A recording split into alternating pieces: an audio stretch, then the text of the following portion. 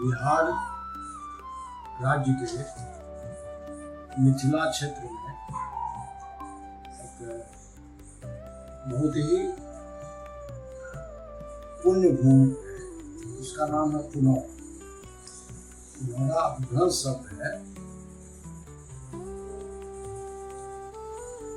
लेकिन वहीं पर कथा है विष्णु पुराण में कि जब बहुत भयानक अकाल पड़ गया था 12 साल के लिए, खेती बाड़ी सब बंद हो गया।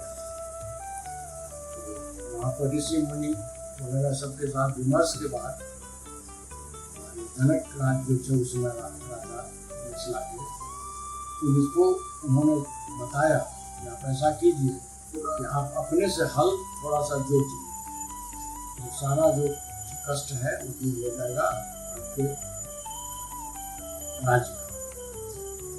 मिथिला की राजधानी जनकपुर में अभी भी है। तो जनकपुर उसी क्रम में हल लेकर के जनक जी और अपने पंडितों के साथ पहुंचे। हलेश्वर स्थान में एक महादेव के मंदिर मूर्ति के महादेव के शिवलिंग का स्थापना करके एक मंदिर बनवाया और वहीं से पूजा पाठ करके वे निकले हल को चलाते चलाते वो पूरा वहाँ से पश्चिम दिशा की ओर जा रहे थे। वो जमीन था तो बंजर जमीन हो गया था। वहाँ से चलते चलते जब वो पुनौरा धाम पहुँचे, तो पुनौरा धाम में उनका हल जो है रुक गया। कोई चीज मिट्टी के नीचे से उसको लगा के दबा हुआ है, हल उससे आगे नहीं बढ़ा। तब उसके जितने सहयोगी थे उस समय सभी मिल करके वहाँ पर खोदना शुरू किया। वहाँ से एक बक्सा निकला। बक्सा को खोलते ही के बाद एक छोटी सी बच्ची जो जिसको सीता नाम से जानकी नाम से भी जाना जाता है, उनका प्राण उसमें से स्नान करते। तो पुनौरा जो नाम पड़ा है पुण्य भूमि था।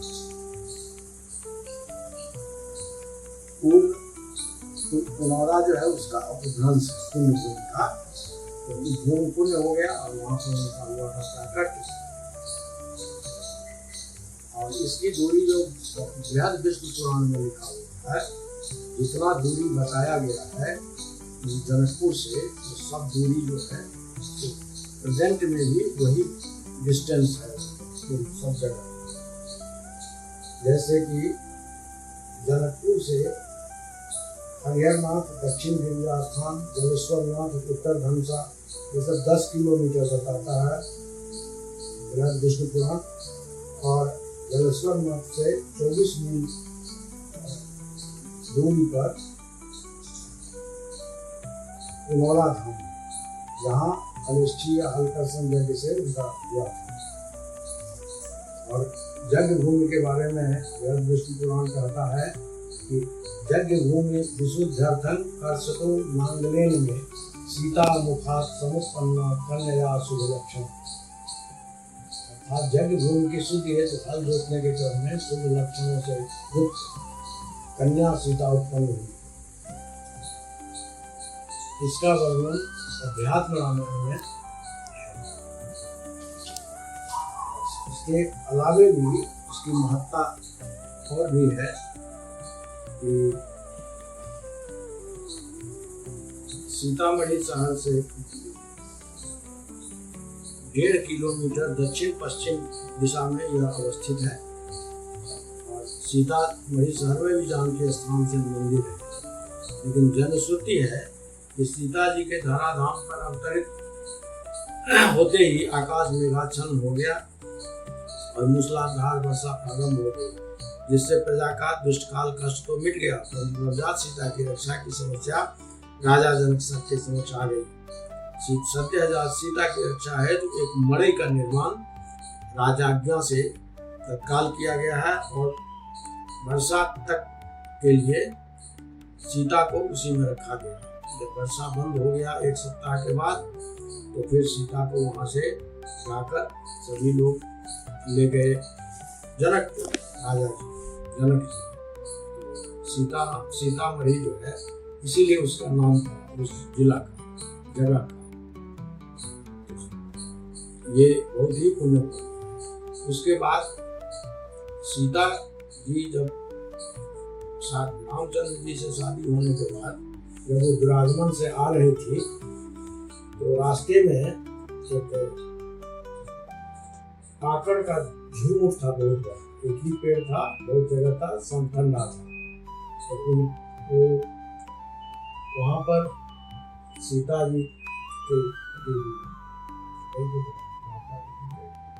पालकी सीता जी के पालकी को यहाँ रोका गया, आराम किया। तो वो जगह जो है प्रसिद्ध हो गया